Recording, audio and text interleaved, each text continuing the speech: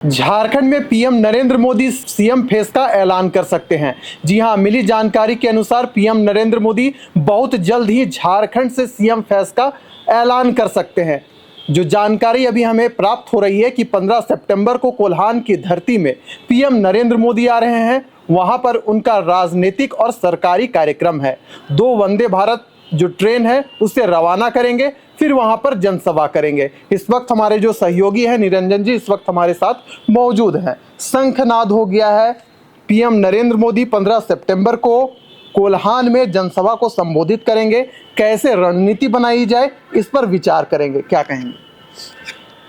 सबसे पहले दर्शकों से मैं आग्रह करूंगा कि अगर आप हमारे इस वीडियो को द जनसभा के फेसबुक ऑफिशियल पेज पे देख रहे हैं तो हमारे पेज को आप फॉलो कर लें, लाइक कर लें। अगर यूट्यूब पर देख रहे हैं तो सब्सक्राइब कर लें और बेल आइकॉन बटन को दबा लें। विशाल, आज का जो यह चर्चा है यह बेहद ही महत्वपूर्ण चर्चा है, क्योंकि झारखंड में कुछ ही दिनों के बाद विधानसभा का चुनाव होना है और चुनाव की तैयारियों को लेकर के तमाम जो राजनीतिक पार्टियाँ हैं वो अपने अपने तरीके से मतदाताओं के बीच में जा रही हैं, लोगों को लुभाने में लगी हुई हैं, अलग अलग कार्यक्रम जो है वो कर रहे हैं। इस बीच में देश के जो प्रधानमंत्री नरेंद्र मोदी हैं उनका झारखंड में आना कई एक मायने में कई सारे बातें जो है वह कह रही हैं।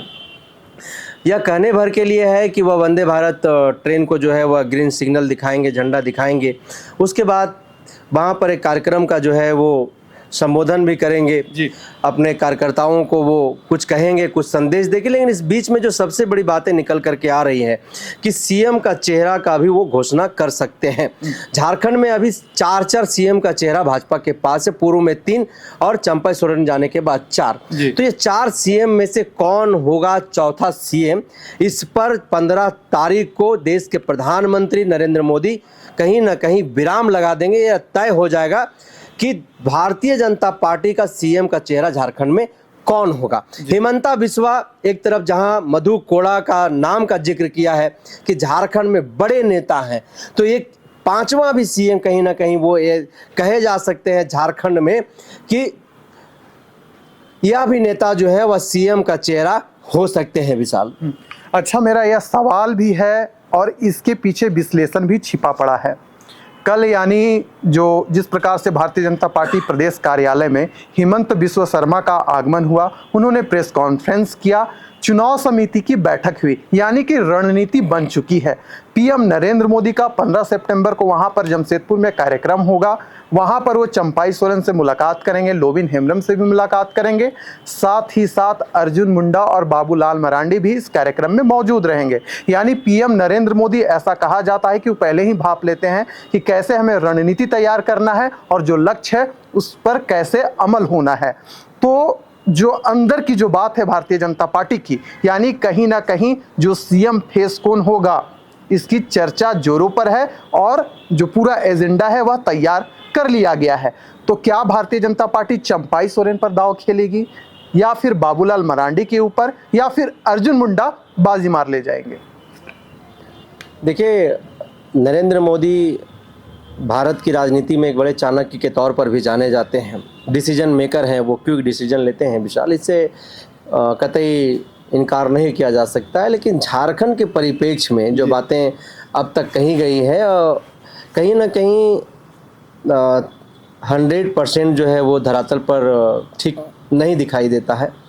और भारतीय जनता पार्टी के जो राजनेता हैं उनमें ही आपस में जो है वो कहीं ना कहीं उथल पथल जो है वो मची हुई है। बाबूलाल मरांडी के कार्यकर्ताओं की अगर हम बात करें, कुछ लोगों से जब हम बातचीत कर रहे थे तो उन लोगों को भी यह चिंता सता रही है कि बाबूलाल मरांडी पिछले 2-3 वर्षों से भाजपा में इतना मेहनत कर रहे हैं झामुमो को झारखंड विकास मोर्चा का विलय करने के बाद, तो जिस वजह से भारतीय जनता पार्टी में बाबूलाल मरांडी गए, हालांकि लोकसभा के चुनाव में वह चीज़ें देखने के लिए मिली, उनकी चली भी, लेकिन आज की जो वर्तमान जो परिस्थितियां, जो दृश्य है, वह दृश्य कहीं ना कहीं बाबूलाल मरांडी के खेमे के जो लोग हैं, उनका जो अपना लोग हैं, उनके जो अपने कार्यकर्ता हैं, उनके बीच में एक चिंता का विषय बना हुआ है। उन लोगों का कहना है कि चंपई सोरेन भी एक बड़ा नेता है, कोल्हान टाइगर के तौर पर जाने जाते हैं और मोदी जी का जो है वो कोल्हान के क्षेत्र में कार्यक्रम है। विशाल जी, ऐसे में मधु कोड़ा के बारे में जिस तरह से हेमंता बिस्वा शर्मा जो असम के सीएम हैं, जो उन्होंने जो जिक्र किया, हालांकि मधु कोड़ा के ऊपर एक बड़ा आरोप झारखंड में लगा, सबसे बड़ा भ्रष्टाचारी होने का एक उन पर ये कहीं ना कहीं आरोप लगा और ये सिद्ध भी हुआ, कई वर्षों तक वो जेल में रहे। उसके बाद अर्जुन मुंडा जो पूर्व केंद्रीय मंत्री भी रहे, उसके बाद झारखंड के मुख्यमंत्री रहे, वो एक बड़े चेहरा हैं।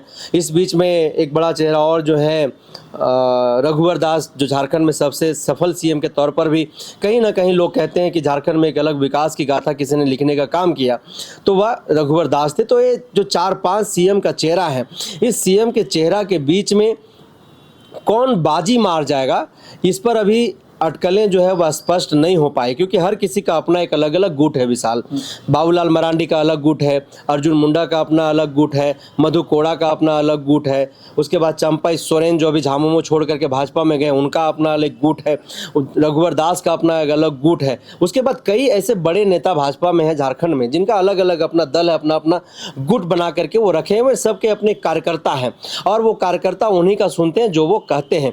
अच्छा, यहाँ से एक सवाल उठ रहा है। हाँ, बड़े मंच से पीएम नरेंद्र मोदी यह कह चुके हैं कि बाबूलाल मरांडी हमारे सच्चे दोस्त हैं। चंपाई सोरेन का विधानसभा चुनाव से ठीक पहले भारतीय जनता पार्टी में शामिल होना, अर्जुन मुंडा का अपना फेस वैल्यू है, तो कहीं ऐसा तो नहीं कि टकराव हो जाएगा? क्योंकि बाबूलाल मरांडी इसी उम्मीद के साथ आए थे कि हम भारतीय जनता पार्टी में जाएंगे और सीएम फेस बन जाएंगे। अर्जुन मुंडा चुनाव हार चुके हैं, वह भी कहीं ना कहीं तैयारी कर रहे हैं। चंपाई सोरेन भी इसी उम्मीद के साथ भारतीय जनता पार्टी में शामिल हुए हैं कि मैं अगला सीएम हो सकता हूं, जिस प्रकार से भारतीय जनता पार्टी ने जमीनी स्तर पर रणनीति तैयार की है। तो ऐसे में कई सारे विकल्प हैं भारतीय जनता पार्टी के पास। ऐसे में नहीं लगता है कि आपसी जो तालमेल है नहीं बैठेगी? ये तो अभी से देखने के लिए मिल रहा है विशाल जी। आप देख रहे होंगे कि अर्जुन मुंडा का जो गुट है वो अपने अलग तरीके से झारखंड में काम कर रही है। खिजरी विधानसभा से जो है वो तैयारी भी कर रहे हैं। उन्होंने कहा भी दिया है, ताल ठोक भी दिया है, सोशल मीडिया में कई पोस्ट चल रहे हैं कि अर्जुन मुंडा जो है वो खिजरी विधानसभा से चुनाव लड़ेंगे। और नो डाउट कि विशाल एक बड़ा नेता है, वो झारखंड में मुख्यमंत्री भी रहे हैं। और चंपई सोरेन जो झारखंड मुक्ति मोर्चा को छोड़ करके भाजपा में गए हैं, और जो आरोप उन्होंने झामुमो पर लगाया वह यही आरोप लगाया कि मुझे अपमानित किया गया।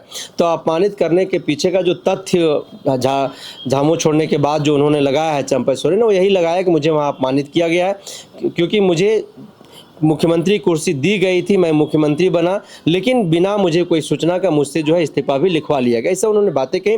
तो कहीं ना कहीं बार बार एक का जिक्र जो कोल्हान के क्षेत्र में कोल्हान के लोग कह रहे हैं, उन्होंने स्पष्ट तौर पर कह दिया है कि झारखंड में इस बार हम लोग मुख्यमंत्री के तौर पर जो है वह चंपई सोरेन को देखना चाहते हैं।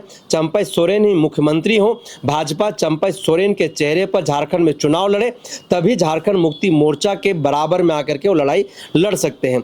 तीसरी इधर बाबूलाल मरांडी जो इतने वर्षों से भाजपा में मेहनत कर रहे हैं, जिनका अपना एक अलग यहाँ पर एक गुट है, अलग उनकी एक यहाँ पर आप कह सकते हैं लिगेसी है, एक बड़ा कार्यकर्ताओं की फौज है उनके पास।